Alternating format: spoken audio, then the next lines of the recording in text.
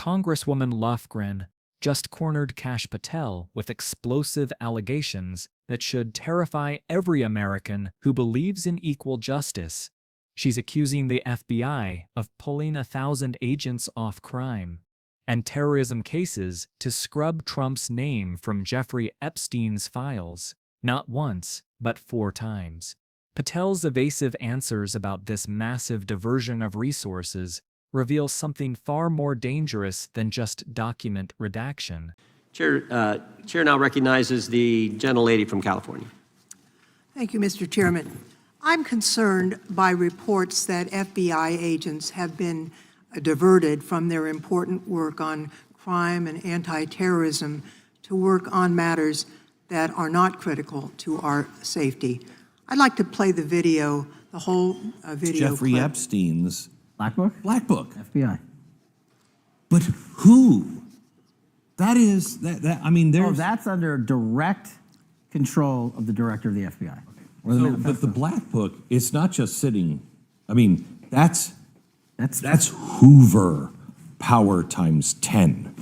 And to me, that's a thing I think President Trump should run on. On day one, roll out the Black Book. In contrast to that attitude of let it all out, we're getting reports of actions that run contrary to getting everything out and that also involve diversions of FBI resources. For example, an FBI whistleblower reported that you were pressured by the Attorney General to place 1,000 personnel on 24-hour shifts to mine roughly 100,000 Epstein-related records to redact President Trump's name from the files. Bloomberg reported this, that you directed FBI special agents from the New York and Washington field offices to join the Bureau's FOIA employees in Winchester and another building a few miles away, and that while reviewing the Epstein files, FBI personnel identified numerous references to Trump in the documents, and people familiar with the matter said that Trump's name, along with other high-profile individuals, was blacked out. Now, the New York Times reports, and this is a quote, Justice Department officials diverted hundreds of FBI employees and federal prosecutors from their regular duties to go through the documents at least 4 times, including once to flag any references to Mr. Trump and other prominent figures. Details of the review were based on accounts by 3 former FBI and Justice Department officials who spoke on condition of anonymity because of fears of retaliation, and further that the FBI finished, after they finished its review of the files and materials, was sent to a team of Justice Department lawyers who double-checked the FBI's redactions and, quote, were instructed to flag any mentions of Mr. Trump and other celebrities. Now, I have 3 questions for you, Mr. Patel, about this. First, how many times did President Trump's name appear in the Epstein files? Was it more than 100, more than 1,000? Were the agents who were pulled from their duties to redact the president's name from the Epstein files working on criminal cases or national security cases or child sex trafficking cases? And are the number of agents that have been reported diverted for these purposes, is that accurate? No. No what? You asked if it was accurate. I said it wasn't. So you're saying that none of this happened? That, no, I'm saying it was inaccurate. Okay. How many times did President Trump appear in the Epstein files? More than 100? More than 1,000? No, and what we've been able to release is what we've been legally able to release, and that has been No, that's not the question. public. I asked you, how many times did the president's name appear? I don't know. It's your testimony. You do not know that answer. The number of times? No. Could you tell us how many agents were diverted for this task and what they were working on? Well, when you say diverted, you make it seem as if agents were pulled off what they do all the time. Agents at the FBI masterfully do double duty and triple duty. And because of the public's interest in this case, we flexed resources to make sure that we could answer the public's signal demand. So do you want us to look through the material and provide it to you, or you do not want us to do that? So it's Which your testimony that no one was diverted from a criminal matter, that this was a top priority to go through these this material to look for Mr. Trump's name. Is that your testimony? That's the highest priority for the FBI? What's one of the most impressive things about the FBI leadership and the careers that are in place is that they make the decisions on who to send where on priorities and make sure the mission needs are not hurt. And that's what happened here. It's shocking to me that the FBI would think that erasing Mr. Trump's name from the Epstein files is a high priority when we have crime, we have national security threats, we have terrorism threats, we have murders such as that occurred, unfortunately, with Mr. Kirk. It's shocking to hear that that's your highest priority. And with that, Mr. Chairman, I yield back. That's literally not what I said. Gentleman yields back. Gentleman from Wisconsin is recognized.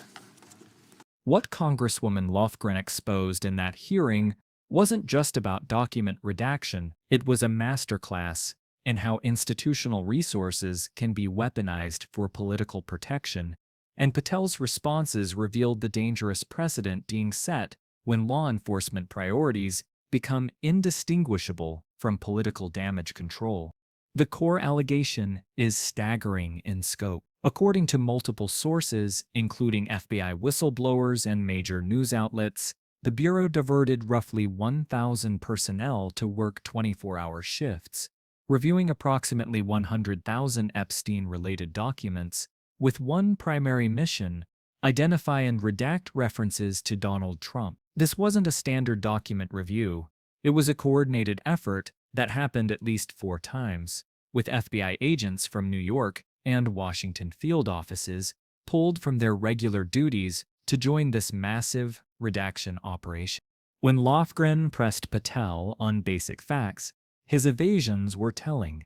Asked how many times Trump's name appeared in the files, Patel claimed he didn't know. For someone positioned to lead the FBI, claiming ignorance about the scale of an operation that allegedly consumed enormous Bureau resources strains credibility. His deflection that agents routinely handle double duty and triple duty misses the fundamental issue. Resource allocation reveals priorities, and priorities reveal values.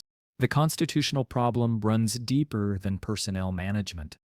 When law enforcement agencies redirect substantial resources to protect specific individuals from potential embarrassment or legal exposure, they transform from neutral arbiters into partisan shields. The Epstein files represent one of the most significant investigations into alleged sex trafficking and abuse of minors in recent memory. Every agent pulled from ongoing criminal investigations, counterterrorism work, or national security matters to sanitize documents represents a choice about whose interests matter most. Patel's characterization of this as responding to public demand is particularly misleading.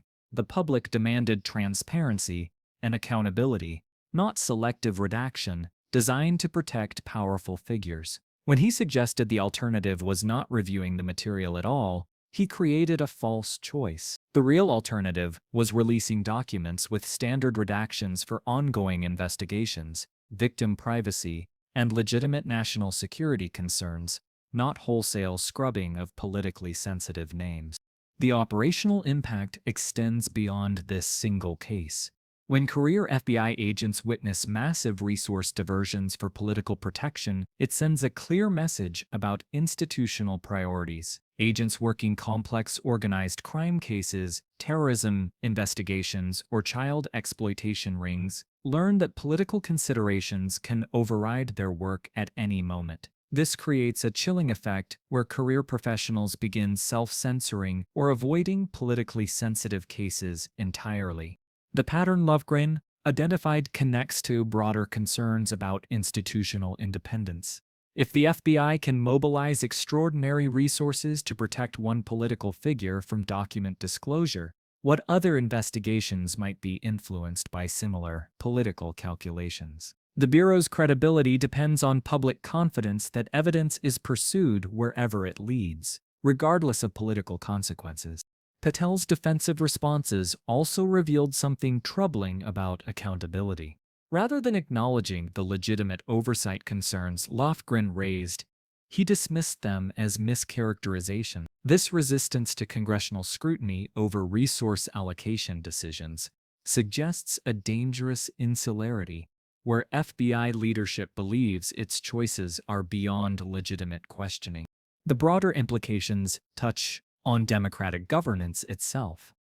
When law enforcement agencies become instruments of political protection rather than neutral enforcers of law, they undermine the foundational principle that no one is above legal scrutiny. The Epstein case, involving allegations of systematic abuse and trafficking, demands the kind of thorough, impartial investigation that builds public trust in justice. What makes this particularly concerning is the precedent it sets. If massive FBI resources can be diverted to protect one political figure from document disclosure, future administrations inherit a roadmap for similar protection. The Bureau becomes less a law enforcement agency and more a taxpayer-funded crisis management firm for powerful individuals. Lofgren's questioning exposed not just a resource allocation scandal, but a fundamental confusion about the FBI's mission. The Bureau exists to investigate crimes and protect national security, not to manage political optics for any administration. When those missions conflict, the choice should be clear, and Patel's evasions suggest it wasn't. This moment demands more than congressional oversight.